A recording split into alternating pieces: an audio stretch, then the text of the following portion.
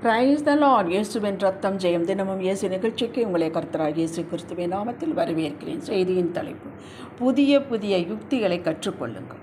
ஆதார வசனம் 1 நாளாகும் 12ஆம் அதிகாரம் 32வது வசனம். இசக்கார் புத்திரரில் இஸ்ரவேலர் செய்ய வேண்டியது இன்னதென்று அறிந்து காலாகாலங்களுக்கு தகுந்த யோசனை சொல்லத்தக்க தலைவர்கள் 200 பேரும் இவர்கள் வாக்குக்கு செவி கொடுத்த இவர்களுடைய எல்லா சகோதரருமே ஞான இருதயமுள்ளவர்களே. இயேசு மானுடராய் வாழ்ந்தபோது மக்களுக்கு சுகம் அளித்தார் பல்வேறு விதங்களில். எல்லாருக்கும் எல்லா நேரத்திலும் ஒரே விதமாக அவர் இதை செய்யவில்லை. புதிய புதிய யுக்திகளை கையாண்டார். சத்தியம் ஒன்றுதான். இது எந்த காலத்திற்கு அது மாறாதது. ஒரே கர்த்தரும் ஒரே விசுவாசமும் ஒரே ஞானஸ்தானம் உண்டு. எல்லாருக்கும் ஒரே தேவனும் பிதாவும் உண்டு. அவர் எல்லார் மேலும் எல்லாரோடும் உங்கள் எல்லாருக்குள்ளும் இருக்கிறவர். எபேசியர் 4ஆம் அதிகாரம் 5-6. இது மாறாதது.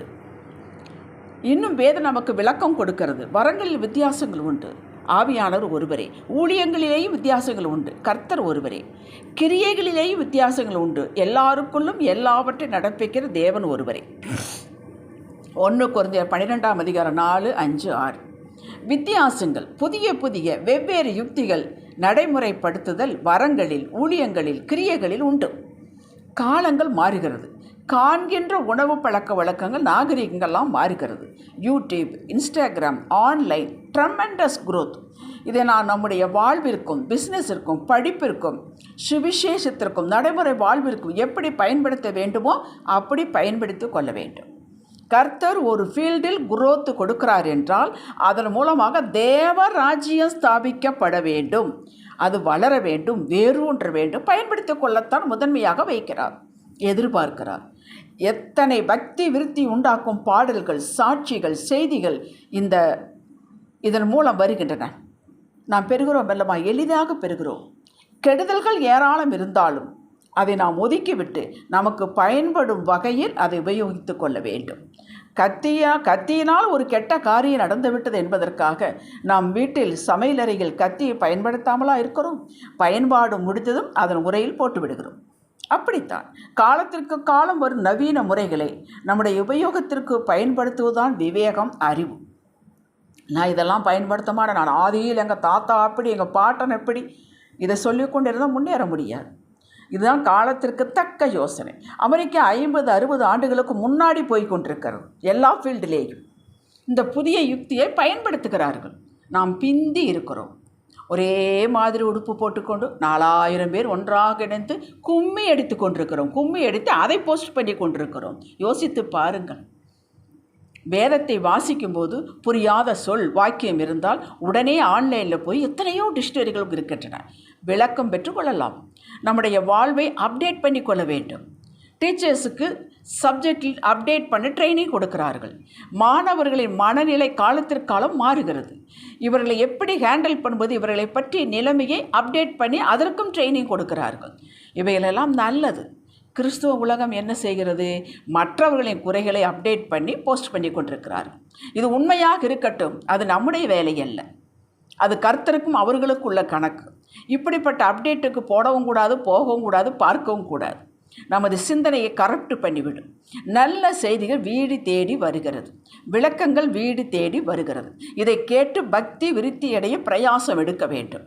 எப்படி விசுவாசத்தில் உறுதியாயிருப்பது, எப்படி காத்திருக்கும் போது நம்முடைய மனநிலை எப்படி இருக்க வேண்டும், பெற்ற நீதியை எப்படி காத்து கொள்வது, சகலத்தை எப்படி பெற்று தேவனுக்கு மகிமையாக வாழ்வது, இப்படிப்பட்ட செய்திகளை பகுத்தறிந்து கேட்க வேண்டும். அன்று ஆதியாகமம் 41ஆம் அதிகாரத்தில் 33 36 வரை வாசித்து பாருங்கள். யோசேப்பு பார்வோனுக்கு ஒரு புதிய யுக்தியை கற்றுக் கொடுக்கிறான், விளக்கம் கொடுத்தான்.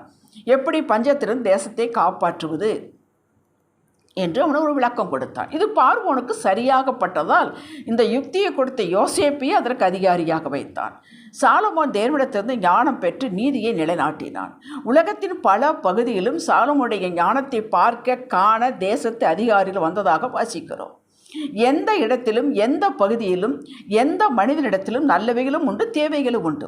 நல்லவைகளை எடுத்துக்கொண்டு நமது ஆவிக்குரிய வாழ்விற்கும் உலக பிரகாரமான வாழ்விற்கும் எடுத்துக்கொண்டு அதை வாழ்வில் அபியாசப்படுத்தி பயன்படுத்த வேண்டும், வாழ வேண்டும். இதற்கு பெயர்தான் விவேகம், அறிவு. முறையாக வேதம் வாசித்தல், ஆண்டவரை தேடுதல் ஒரு ஒழுங்கு இருக்கும் பட்சத்தில் ஆவியானவர் எதை எப்படி பயன்படுத்த வேண்டும் என்பதை கற்றுத்தருவார். சின்ன காரியத்துக்கும் கற்றுத்தருவார், பெரிய காரியத்துக்கும் கற்றுத்தருவார், கிருபையும் தருவார். எல்லா யுக்திகளை கொண்டு சுவிசேஷம் உலகத்தில் பரவ வேண்டும். அதற்காகத்தான் இவ்வளவு கம்யூனிகேஷன், இவ்வளவு ட்ரெமெண்டஸ் growth இருக்கிறது. எல்லாரும் ரட்சிக்கப்பட வேண்டும் என்ற தேவ சித்தம் நிறைவேற நாம் வாய்க்காலாக இருக்க அர்ப்பணித்தவர்களாக இருக்க வேண்டும் என்பதே கர்த்தருடைய எதிர்பார்ப்பு. இதற்கு அவர் கூலி கொடுக்காமல் இருப்பாளா? நிச்சயம் கொடுப்பார்.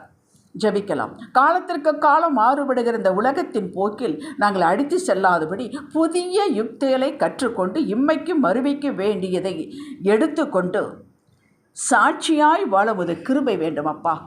ஆவியானவர் எங்களை நேர்வழியாய் நடத்துவாராக, சகலத்தை கற்றுக் கொடுப்பாராக, அதை உபயோகிக்கும் திறமையும் ஞானத்தையும் தருவாராக, தீமையிலிருந்து விலக்கி காத்து கொள்வாராக.